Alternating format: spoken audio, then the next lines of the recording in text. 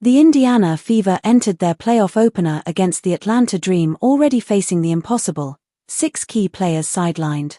Caitlin Clark, Chloe Bibby, Sophie Cunningham, Sydney Coulson, Ori McDonald, and Dearness Dantes were all out, leaving the Fever short-handed before tip-off.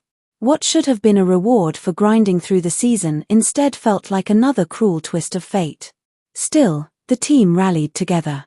Every player, injured or not, traveled to Atlanta, filling the bench so fully that some had to sit in a second row. It was a show of unity, but also a reminder of how battered the Fever truly were. Missing half their rotation, they leaned on grit, leadership, and a refusal to quit. Against all odds, Indiana started strong. Kelsey Mitchell came out blazing, scoring with efficiency and confidence. Aaliyah Boston controlled the glass, while Lexi Hull brought relentless energy. The Fever jumped to a 15-6 lead, proving they weren't going to roll over. But just as momentum built, the officiating shifted the game's direction. Phantom fouls piled up against Indiana. Clean defensive stands turned into free throws for Atlanta. Lexi Hull, in particular, was repeatedly whistled despite replays showing no contact.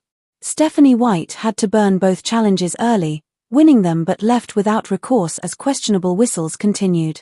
Meanwhile, Atlanta's physicality went largely unchecked. Boston absorbed elbows without a call, and Brianna Turner was penalized for plays where she was clearly the one fouled. By the second quarter, frustration boiled over. White erupted at officials after another missed call, earning a technical foul for voicing what Fever fans everywhere were already shouting at their screens.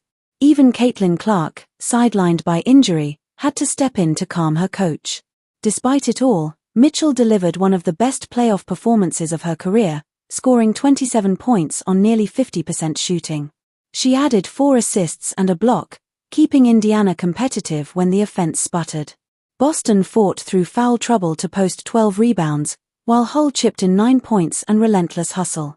Yet without Clark's spacing to stretch defenses, Atlanta packed the paint and dared Indiana's role players to shoot. The Fever hit just 2 of 15 from deep, a deficit they couldn't overcome. Atlanta capitalized with balanced scoring from Ryan Howard, Alicia Gray, Naz Hillman, and Brittany Griner. Their depth and size wore Indiana down, turning the officiating chaos and Indiana's injuries into an uphill battle too steep to climb. The Fever ultimately fell, but not without fight. Their resilience, even while short-handed and battling questionable officiating, defined the night more than the scoreboard. As they prepare for Game 2, their first home playoff game since 2016, the question isn't whether they have enough bodies. It's whether the energy of Gainbridge Fieldhouse can lift them to force a decisive Game 3. For Indiana, the season has been about survival. Game 2 will test whether their fight can carry them one step further.